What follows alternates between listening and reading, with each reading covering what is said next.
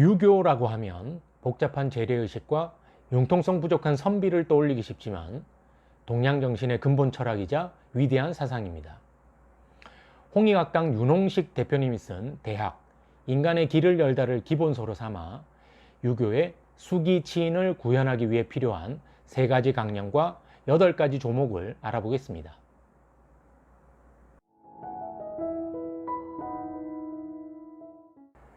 중국 유교에서는 13권의 중요한 경전을 13경이라 부르며 중시하지만 신유교 학파인 성리학에서는 13경 중에서 7권을 따로 모아 사서상경이라 부르며 유교의 핵심이라 여겼습니다.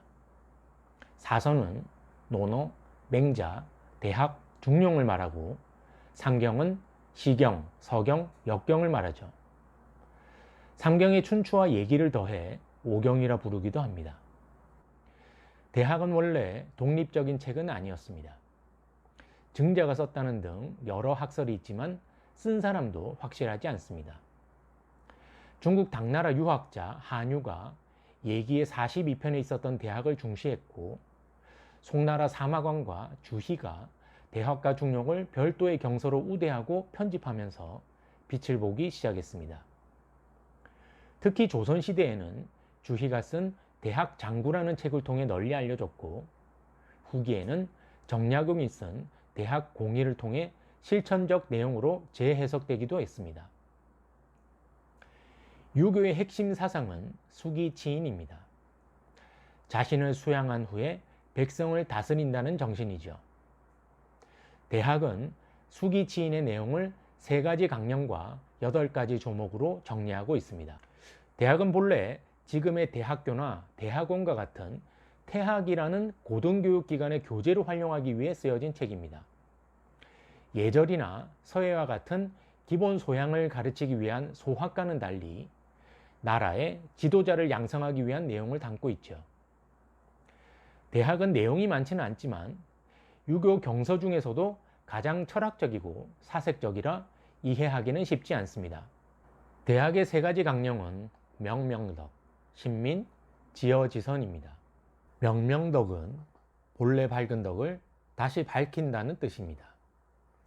인간에게는 본래 명덕, 밝은 덕이 있는데 표면이 흐려져 밝은 빛이 가려져 있어 이를 되찾자는 것입니다. 명덕은 서양 철학의 로고스, 동양 철학의 양심에 해당하는 개념입니다.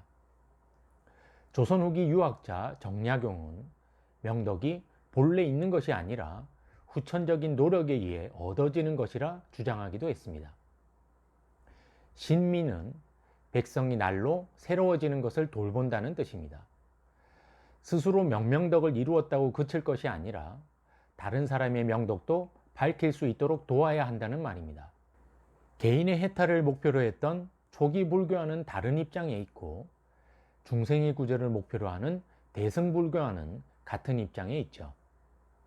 대학 고본, 그러니까 대학 원본에서는 친민, 백성을 친애한다고 표기되어 있었지만 주희가 수정했습니다. 이와 같이 주희가 임의로 대학의 글자와 편제를 수정했다는 사실은 왕양명과 같은 후대 유학자들에게 논쟁과 비판의 대상이 되기도 했습니다. 지어지선은 최고의 선에 머무른다는 뜻입니다. 최고의 선이라고 해서 인간이 도달할 수 없는 극한의 수준이 아니라 지금 이 순간 할 수 있는 최선을 말합니다. 명명덕과 신민을 이루기 위해 매일 최선을 다하는 모습을 계속 유지하는 것이죠. 도올 김용옥은 지를 그치다, 머무르다로 해석하지 않고 계속해서 나아간다는 뜻으로 해석하고 있습니다. 대학의 8조목은 3강령의 실천 항목들입니다.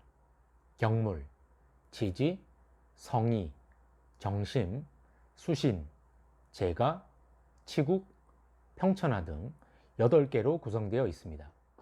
수신제가 치국평천하는 많이 들어보셨죠? 바로 대학에 나오는 문장입니다.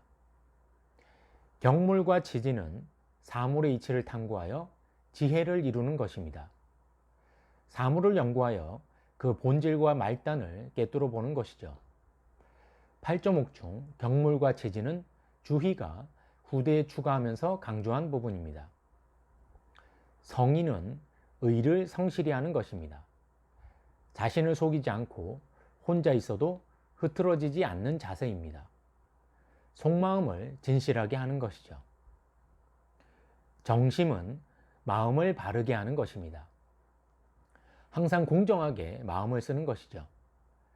감정에 휩쓸리지 않고 중심을 잡는 삶, 희노애락이 발동하더라도 흔들리지 않는 삶이 정심입니다. 수시는 자신의 몸가짐을 닦는 것입니다. 공자는 생각하고, 보고, 듣고, 말하고, 움직이는 등 5가지를 수신의 항목으로 제시하였습니다. 따라서 명덕에 맞게 생각하고, 보고, 듣고, 말하고, 움직이는 것이 수신입니다.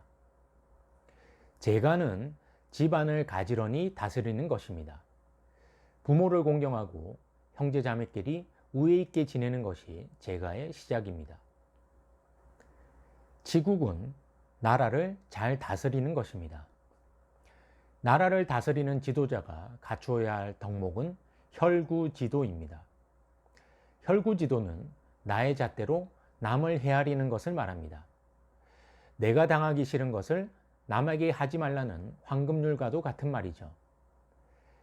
백성을 덕으로 다스리는 도덕국가의 기본 정신입니다. 평천하는 세상을 평화롭게 하는 것입니다. 수신을 달성한 개인이 사회를 위해 해야 할 역할입니다. 정약용은 평천하를 위한 규범으로 효, 재, 자를 강조했습니다. 군주를 섬기는 효, 어른을 섬기는 재, 백성을 다스리는 자를 말하죠. 세상의 모든 학문은 진리를 밝혀 세상을 더 나은 곳으로 만드는 데 목적이 있습니다. 각자 마음속에 있는 명덕을 다시 밝히고 다른 사람이 명덕을 되찾는 데 도움을 준다면 세상의 모든 사람이 밝은 덕을 바탕으로 사람을 대하고 자연을 소중히 여기는 이상향인 정토이자 천국이 이 땅에 구현되지 않을까요?